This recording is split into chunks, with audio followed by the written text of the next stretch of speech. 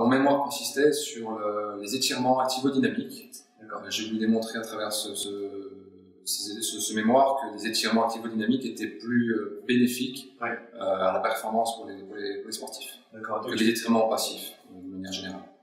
Tu peux en parler un petit peu pour ceux qui ne connaissent pas ce que c'est, nécessairement la différence entre les deux, quand il faut les utiliser, quand il ne faut pas les utiliser. Est-ce que tu peux parler un petit peu de ça? Alors, les étirements activo-dynamiques, ils sont plutôt en début de séance. Donc, si vous avez une préparation sportive à faire, ou si vous avez plutôt, je dirais, une compétition, si vous voulez, avant une séance, tout simplement, il faut allonger le muscle, tenir un peu la position quelques secondes, et puis après suivi de sprint, de saut, de jump, histoire de monter en température le muscle.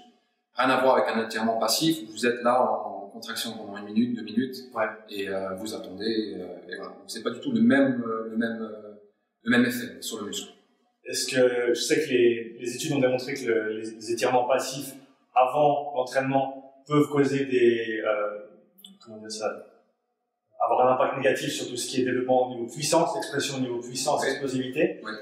Mais est-ce qu'il y a une place pour les étirements passifs après une séance d'entraînement? Alors oui, exactement. La place, elle serait plutôt après, de manière soft, pas sans aller comme un fou. Et prévoir un créneau où tu fais vraiment que ça.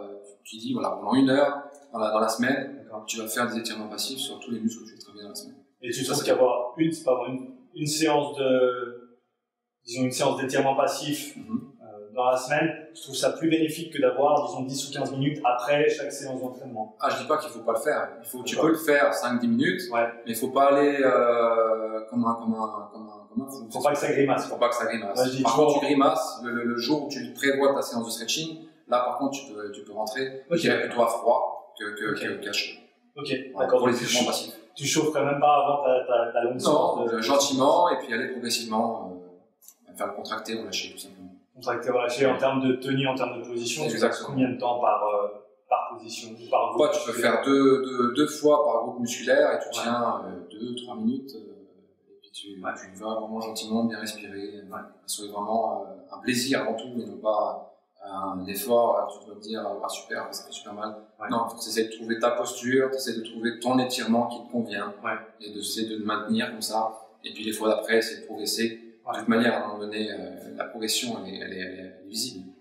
Et en termes pour quelqu'un qui commence, qui n'a jamais vraiment fait ce genre de longue séance d'étirement passif, tu recommandes combien de positions, combien d'exercices par séance en général?